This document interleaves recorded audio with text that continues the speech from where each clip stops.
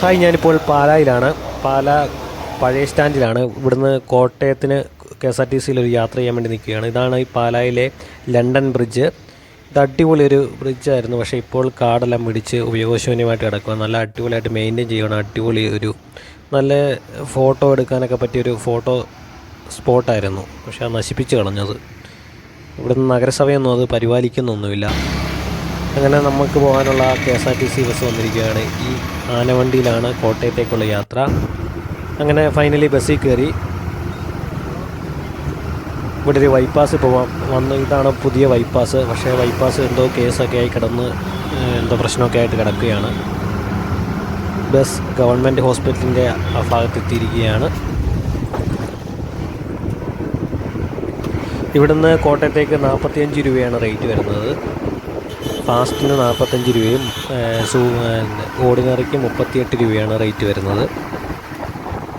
Private ബസ്സിനും same റേറ്റാണ്, 38 രൂപയാണ് വരുന്നത് കോട്ടയത്തേക്ക്. പ്രൈവറ്റ് ബസ് പോകുന്നത് നേരെ കോട്ടയമല്ല, കിടങ്ങൂർ വഴി അയർക്കുന്നം മണർകാട് വഴിയാണ് കോട്ടയത്തേക്ക് പോകുന്നത്.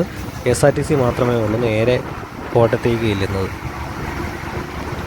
അങ്ങനെ നമ്മുടെ വണ്ടി കൊട്ടാരമറ്റം സ്റ്റാൻഡ് ലക്ഷ്യമാക്കി പോവുകയാണ്. ഈ ഇടതുവശത്ത് കാണുന്നതാണ് അൽഫോൻസ കണ്ണാശുപത്രി.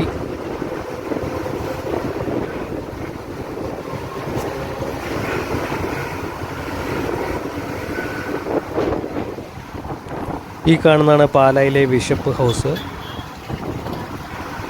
ഇപ്പോൾ ബിഷപ്പ് ഹൗസിൻ്റെ ഫ്രണ്ടിൽ കൂടെയാണ് നമ്മളിപ്പോൾ പോയിക്കൊണ്ടിരിക്കുന്നത്. ഫ്രണ്ടിലെല്ലാം വാഴത്തോട്ടവും പല പല കൃഷികൾ, തെങ്ങിൻ തോട്ടമൊക്കെ കാണാൻ സാധിക്കുന്നുണ്ട്. മനോഹരമായൊരു ബിഷപ്പ് ഹൗസാണിത്.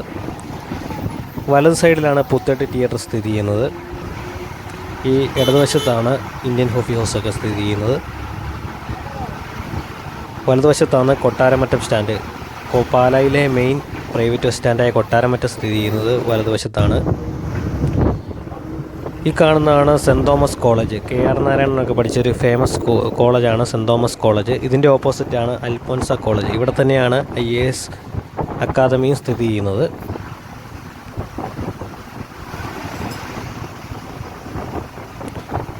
കോട്ടയം ജില്ലയിലെ ഫേമസ് ഒരു കോളേജാണ് സെൻറ്റ് തോമസ് കോളേജ്. വലതുവശത്താണ് മരിയൻ ഹോസ്പിറ്റൽ സ്ഥിതി ചെയ്യുന്നത്. പ്രൈവറ്റ് ബസ് മരീൻ ഹോസ്പിറ്റലിൻ്റെ ഫ്രണ്ടിൽ കൂടെയുള്ള റോഡിലൂടെയാണ് പോകുന്നത്. പക്ഷേ KSRTC നേരെ സ്ട്രെയിറ്റ് തന്നെ പോവുകയാണ്, ആ റോഡിൽ ടച്ച് ചെയ്യുന്നേയില്ല. അങ്ങനെ ബസ് കോട്ടയം ലക്ഷ്യമാക്കി നീങ്ങിക്കൊണ്ടിരിക്കുകയാണ്.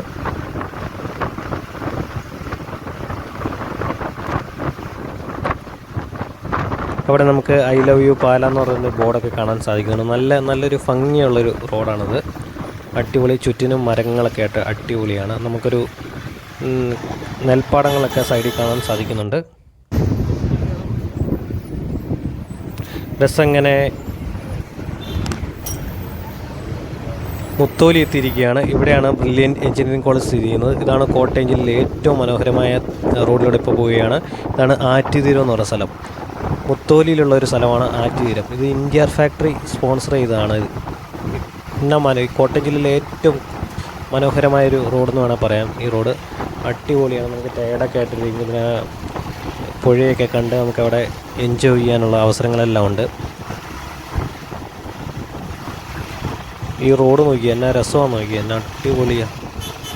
കേരളത്തിലെ ഏറ്റവും നല്ല റോഡുകൾ സ്ഥിതി ചെയ്യുന്നത് കോട്ടയം ജില്ലയിലാണ്. കോട്ടയം ജില്ലയിൽ എസ്പെഷ്യലി പാലാ ഭാഗങ്ങളിലാണ് ഏറ്റവും നല്ല റോഡ് സ്ഥിതി ചെയ്യുന്നത്. പാലാ തൊടുപുഴ റോഡൊക്കെ കാണണം. പൊളി റോഡെന്ന് വെച്ചാൽ പൊളി റോഡാണ്. ഇതാണ് ഇന്ത്യാർ ഫാക്ടറിയാണ് വലതുവശത്ത് സ്ഥിതി ചെയ്യുന്നത്. ഭയങ്കര സ്മെല്ലാണ്. ഈ ഇന്ത്യാർ ഫാക്ടറിയുടെ ആ സ്ഥലത്തെത്തുമ്പോഴത്തേനും ഭയങ്കര സ്മെല്ലാണ്. പക്ഷേ റോഡൊക്കെ സെറ്റപ്പാണ്. അങ്ങനെ വണ്ടി കിടങ്ങൂരെത്തിയിരിക്കുകയാണ്.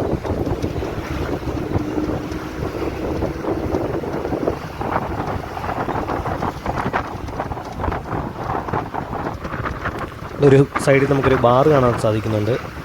വെള്ളം അടിക്കേണ്ടവർക്കൊക്കെ അവിടെ കയറി വെള്ളം അടിക്കുന്നതായിരിക്കും. അങ്ങനെ നമ്മുടെ ബസ് നീങ്ങിക്കൊണ്ടിരിക്കുകയാണ്. നല്ല തണലാണിപ്പോൾ.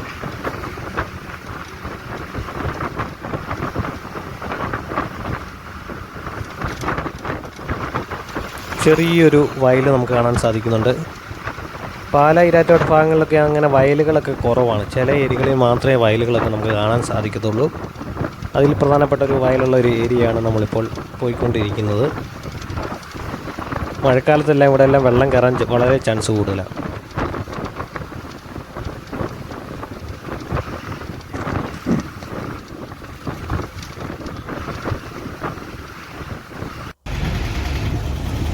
അങ്ങനെ നമ്മുടെ വണ്ടി ഏറ്റുമാനൂർ എത്തിയിരിക്കുകയാണ്. ഇത് ഏറ്റുമാനൂരിലെ ഏറ്റവും പുതിയ ബൈപ്പാസാണ് ഈ കാണുന്നത്.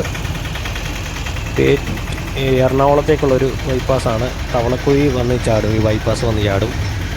അടിപൊളി ബൈപ്പാസ് എന്ന് വെച്ചാൽ അടിപൊളി പുതിയ റോഡാണിത്. എന്നിട്ടും ഏറ്റുമാനൂർ ഭയങ്കര തിരക്കാണ്. പക്ഷേ ബൈപ്പാസ് ഇവിടെയാണ്. പക്ഷേ തിരക്ക് മുഴുവൻ വരുന്നത് ആ സെൻട്രലാണ് വരുന്നത്. തിരക്ക് മുഴുവൻ വരുന്നത് ഭയങ്കര ബ്ലോക്കെന്ന് വെച്ചാൽ ഭയങ്കര ബ്ലോക്കാണ് സെൻട്രലിലൊക്കെ. ഇനി ഒരു 100 മീറ്റർ കഴിയുമ്പോഴാണ് ഏറ്റുമാനൂരിലെ ഫേമസായ ഏറ്റുമാനൂർ മഹാദേവക്ഷേത്രം വലതുവശത്ത് സ്ഥിതി ചെയ്യുന്നത് നമുക്ക് കാണാൻ സാധിക്കും. അവിടെയാണ് ഏഴര പൊന്നാന ഉത്സവമൊക്കെ നടക്കുന്നത്.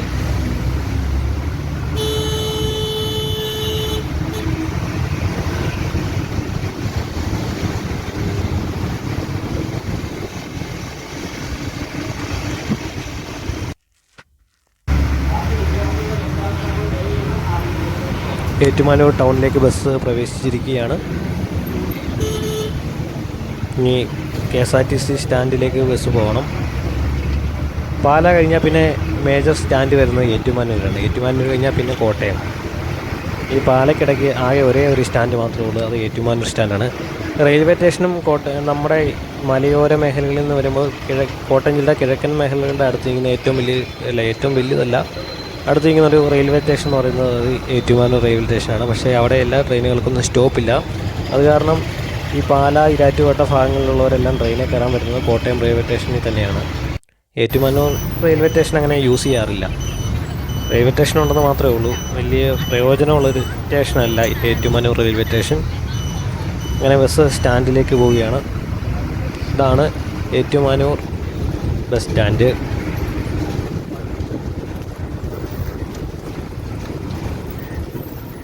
ഞാൻ ഇന്നുവരെ ഏറ്റുമാനൂർ റെയിൽവേ സ്റ്റേഷനിൽ വന്ന് ഇറങ്ങിയിട്ടേ ഇല്ല. ഇന്നുവരെ എവിടെ പോയാലും കോട്ടയം റെയിൽവേ സ്റ്റേഷനിൽ വന്നാണ് ഇറങ്ങാറുള്ളത്.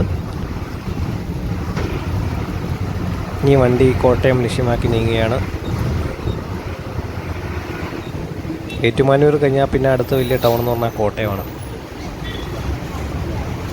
ഇതിനിടയ്ക്ക് പിന്നെ ചെറിയ ചെറിയ ജംഗ്ഷനുകൾ മാത്രമേ ഉള്ളൂ, വലിയ ടൗണുകളൊന്നുമില്ല.